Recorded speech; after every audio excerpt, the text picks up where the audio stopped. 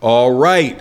Frank Martin talking big smack about Gervonta Davis and what happened in sparring between the two of them. Was interviewed, and now a lot of people are feeling a little bit more secure about the big fight coming up once they announce it in June. Let's talk about that in this video.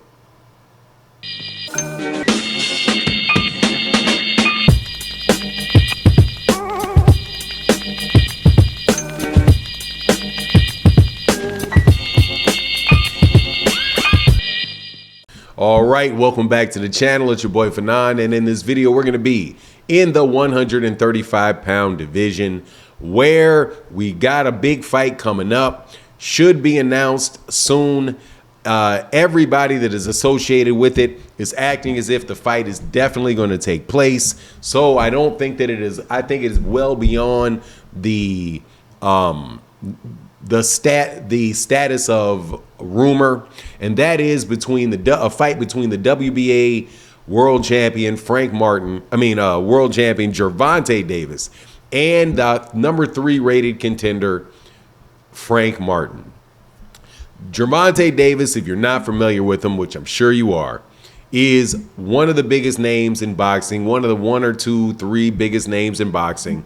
Honestly, he's probably I would suspect that he's number 2, but he's probably the hottest rising fighter that there is in boxing. I think that's fair. Canelo Alvarez is still a very, very big name, and is fighting on May 3rd. After that, a month after that, supposed to be in Texas. I hope it's in Texas. That would be cool if it was in Texas. Gervonta Davis is going to be fighting Frank Martin. Now, a lot of people want to see Gervonta Davis fight Shakur Stevenson, want to see him fight Devin Haney, want to see him fight Vasily Lomachenko. And there's for a long time been a chorus of people in the boxing world, fan base, that have said, oh, he's never given us the fights that we want to see. And this fight with Frank Martin, I think, is something where not a lot of people can say that, because it checks a lot of boxes for Gervonta. And it checks him in the fact that he is that he's number one, that he is a very good fighter. Frank Martin is an undefeated fighter, somebody that can box, somebody with very, very good power, somebody that is beat top guys in the 135-pound division. He's also a big 135-pound fighter that really can box. So all the boxes are checked as far as him being top level competition for Gervonta Davis, with the exception of him being at top rank and getting a lot of promotion from ESPN, because that's the only difference that I could really see between Frank Martin and guys that are over there in the PBC, like Nakathila, guys like Nakatani, guys like Jermaine Ortiz, and the other guys that the other quote unquote top lightweight fighters are fighting.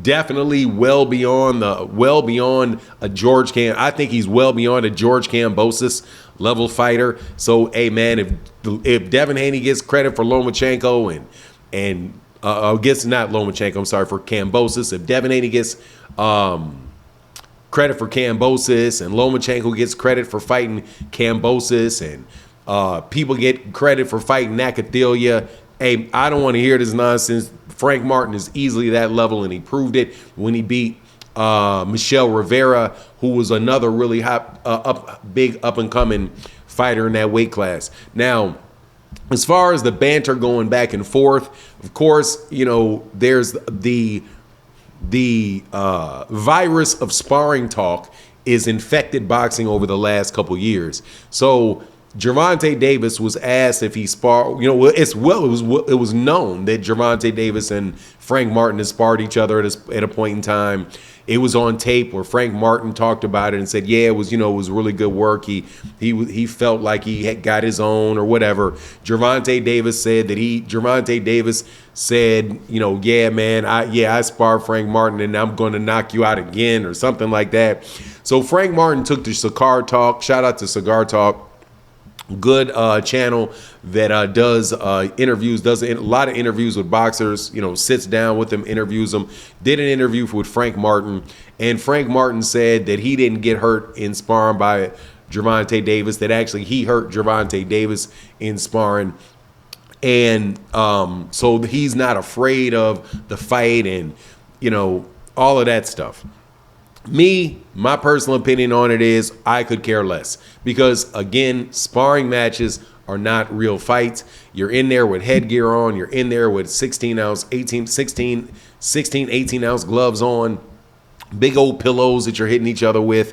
And a lot of times you're in there working on different things, trying to prepare for a specific type of fighter that you're fighting, or working on a specific type of technique. You may be working on defense. You may be working on cutting the ring off, right? All kind of different reasons why a sparring match may go a certain way.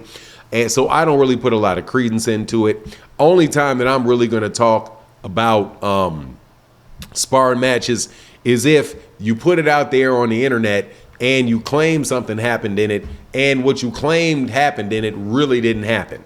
Then you wind up making yourself look bad, right? Or if somebody put some tape out there and it really did happen exactly how they said it happened, and somebody was lying about it, and you get to then, prove to the world that you're not lying, that the other person is lying, or capping, as y'all like to say sometimes. And that's the only thing that I would say is like, hey man, those things are worth if you say you never sparred somebody, but you get put on tape having sparred them. If you say a dude never hurt you, but he puts a tape out with you getting like, who knows, 24, 25 consecutive unanswered punches landed on you while you're wobbling from here to there to here to there to here to there, right? Then hey man, they show the tape so we can see whether that's true or not. But as far as Frank Martin hurting Gervonta Davis in sparring, look man, he is about the fifth person that has said that they've gotten the best of Gervonta Davis in sparring. Devin Haney has said it. What's my guy's name? Brian Norman. I do believe Brian Norman Jr. said it. Now Frank Martin says it. A couple other people said it. And, it is what it is. But at the end of the day, though, we're going to see, the good news is we're going to see what they're really about in the boxing ring in June. And it should be a very, very good fight. I'm excited to see not just that fight, but to see what the undercard is, because my understanding is that David Benavidez is going to be fighting on that undercard. And if you don't know who David Benavidez is, obviously, man, so you ain't really been watching boxing, because he is the guy, El Bandera Roja, the Red Bandera. Then Mike Tyson changed his nickname to something I thought was a little bit more corny, but the Mexican Monster. The guy that many people, not everybody, but many people want to see in the ring with Canelo Alvarez in September.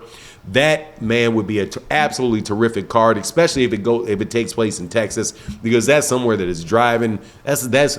I can drive to that and see that one. But anyway, that's my take on the matter. Please let me know what you think in the comment section. Do you think it really matters, the rumor about Frank and Gervonta and sparring, or what? Anyway, with that, I'm out. Deuces.